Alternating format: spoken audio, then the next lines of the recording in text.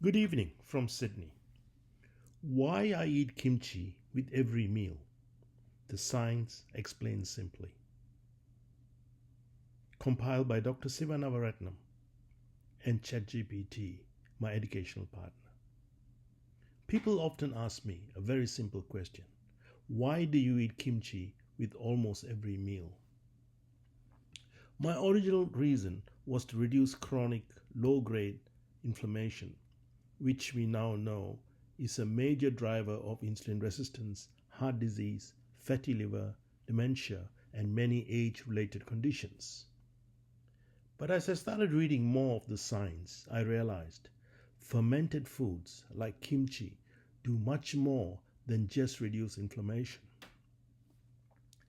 They support the gut microbiome, improve gut barrier function, help regulate immune signaling, and produce natural bioactive compounds that calm oxidative stress and stabilize metabolic hormones.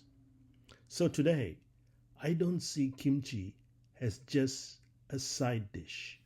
I see it as simple, traditional, biologically, logically way to support gut health, metabolic health, and healthy aging. One small daily habit with surprising wide efforts. And in this short video, I'll explain why.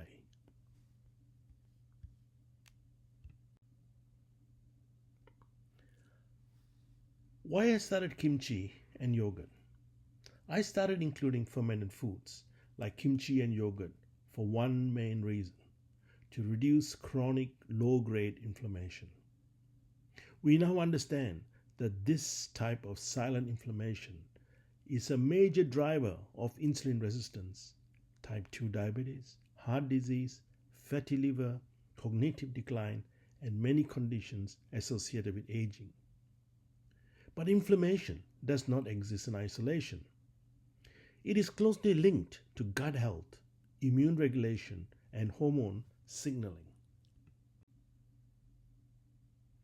Fermentation is not just about adding bacteria to food.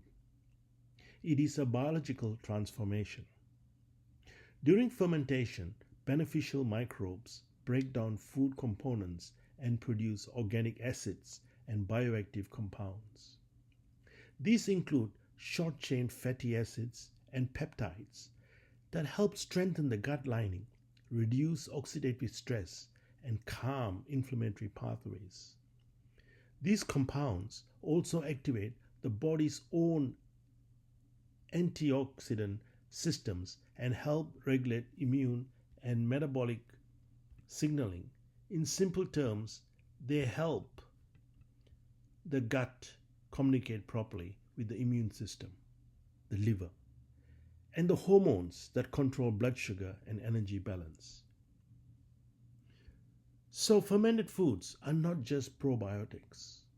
They are also a source of what we call postbiotics, beneficial metabolic products that continue to have effects even if some bacteria do not survive digestion.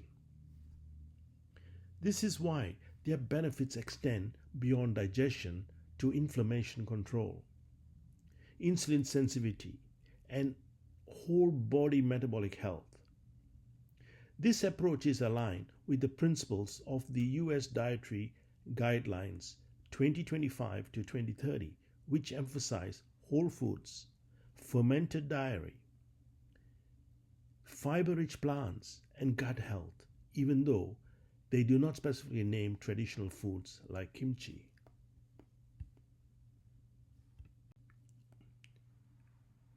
Beyond digestion and inflammation, fermented foods appear to have wider metabolic and immune effects. They help strengthen the gut barrier, which reduces the leakage of inflammatory molecules into the bloodstream. This alone can have a powerful impact on insulin resistance and immune activation.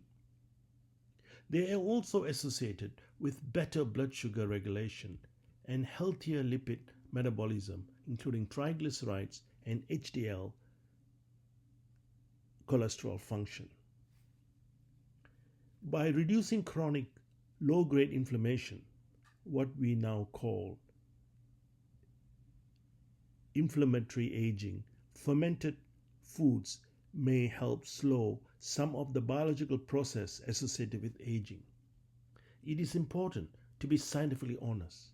This does not mean fermented foods have been proven to expand lifespan in humans. However, they appear to influence many of the same biological pathways linked to healthy aging and metabolic resilience.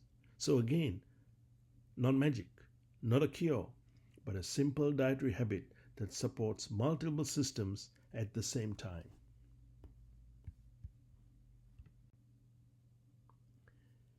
Each culture in the world has its own fermented foods. In Korea, it is kimchi. In Europe, fermented vegetables. In India, pickles. Italy, endosa batter. In Japan, miso, natto, and many parts of the world, yogurt, kefir have been used for centuries. One key message, however, is to choose natural, traditional, fermented, and unsweetened versions. Many modern commercial products contain sugar, flavorings, and stabilizers which can reduce or cancel some of the metabolic benefits.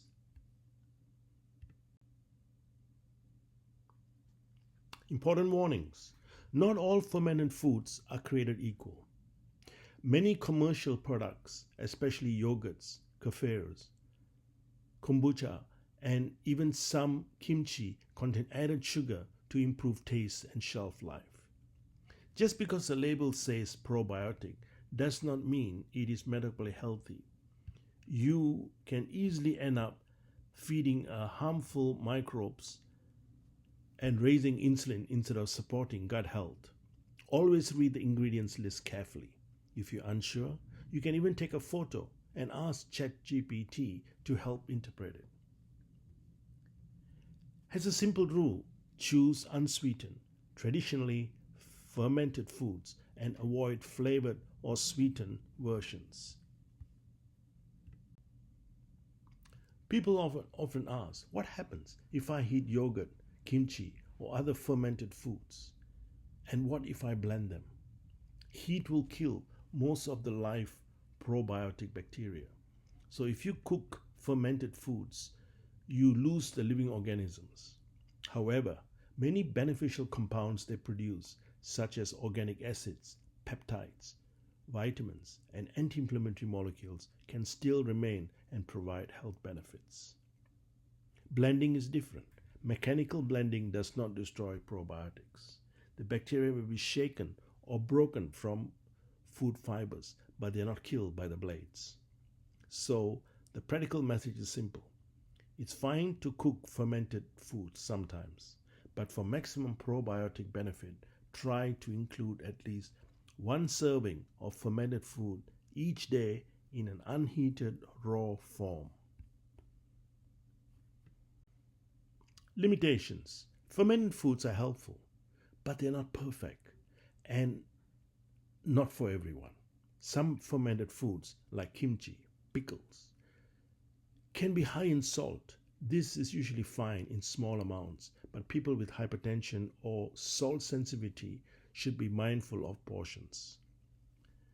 Some individuals are sensitive to histamine. Fermented foods are naturally high in histamine and can trigger headaches, flushing, palpitations, or gut symptoms in susceptible people. Dairy-based fermented foods may still cause some symptoms in those with lactose intolerance, although many tolerate yogurt and kefir better than milk. Most importantly, fermented foods are not a cure and not a medicine. They support gut health, immunity, and metabolism. But they do not replace good nutrition, movement, sleep, and stress control.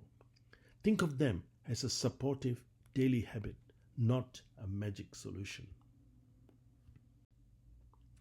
To finish, I want to make one thing very clear. Fermented foods are not a miracle cure. They are not magic. They are not biologically logical. For thousands of years, humans have eaten naturally fermented foods. They support the gut microbiome, help reduce inflammation, and improve communication between the gut, the immune system, and the metabolic hormones. They don't replace good food, good sleep, movement, or stress control, but they work with your biology. That is why, in my routine, I include a small amount of fermented food every day. Thank you for watching.